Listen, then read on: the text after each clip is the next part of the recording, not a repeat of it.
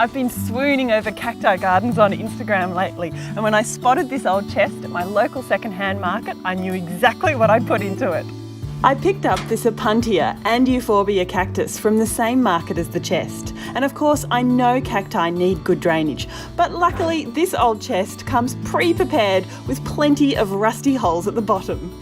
Now, to keep the plants really happy, I'm going to use a good quality cacti and succulent mix like this one. It's coarse and gritty, so it's free draining, but it's still loaded with all the nutrients they need to keep them going for up to 9 months. Once I've got a layer of potting mix about 3/4 of the way up the chest, it's time to play around with arranging these plants. And I'm going to use the thrill, fill and spill technique.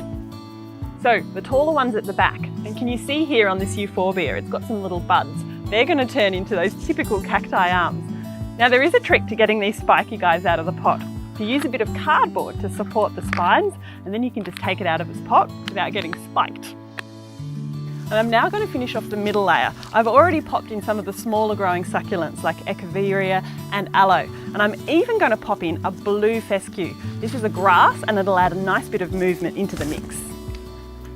This cascading sedum will be my spiller at the front, and I'm just going to use some cuttings of succulents from my garden to fill in any gaps.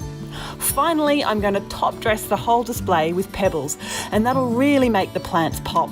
We often think of tough plants as not needing much TLC, but if you want them to flourish and even flower, then look out for a fertiliser that's suitable for cacti and succulents.